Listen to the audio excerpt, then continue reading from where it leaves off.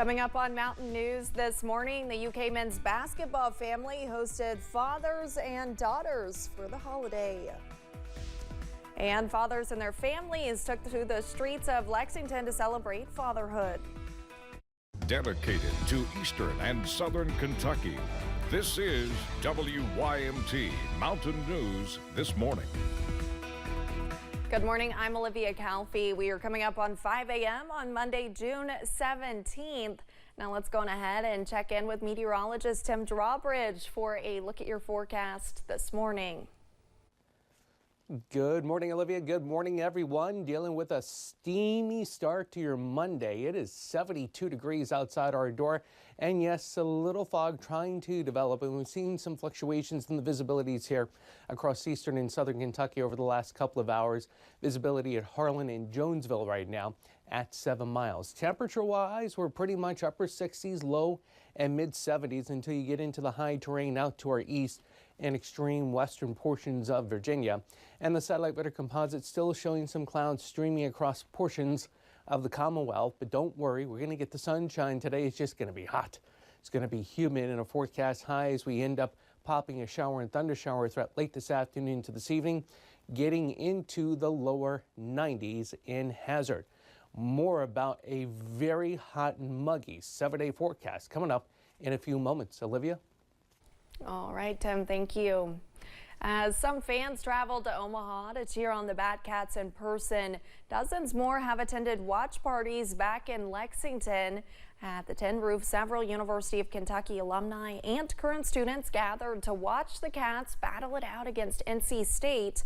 Several fans say they're excited to see how this College World Series debut will help to grow the baseball team's brand.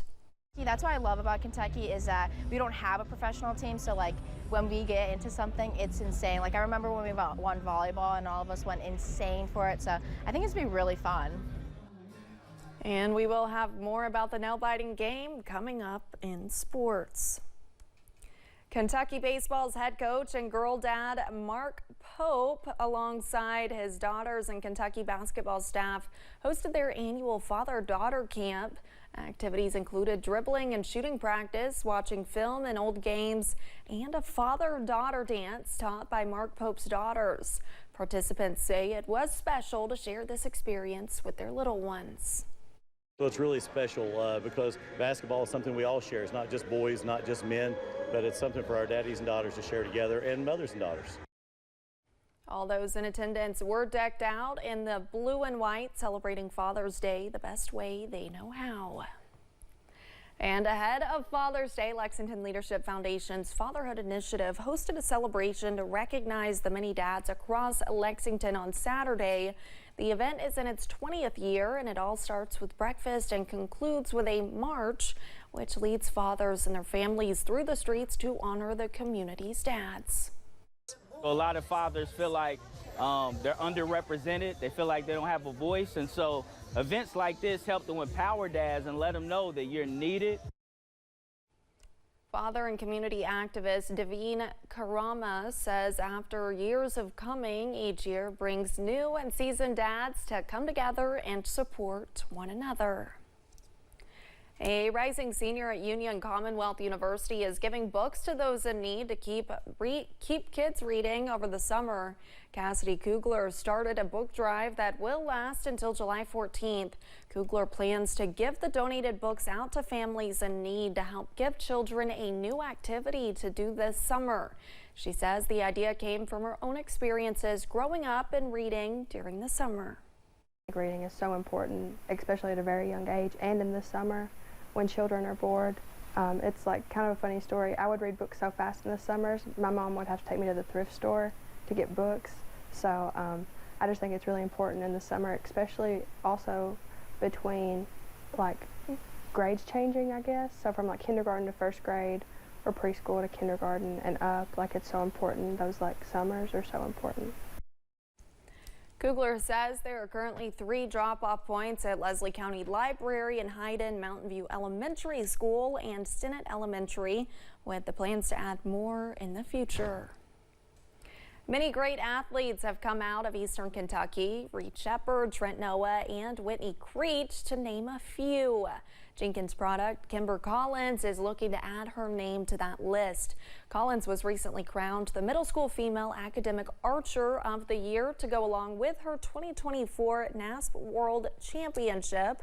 When asked what it took to get to this point, Kimber said it was nothing but hard work. I want them to be like, she definitely put in the walk. She walked every day of life throughout the school year, even throughout summer. And she walked hard in the classroom, and she walked hard outside the classroom. She would do 200 to 500 shots a day, practice constantly. I definitely want them to say that I'm pretty work hard and pretty dedicated.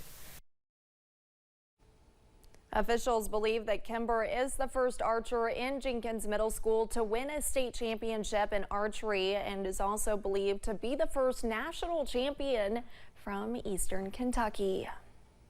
And thanks for getting your day started with us here on Mountain News this morning.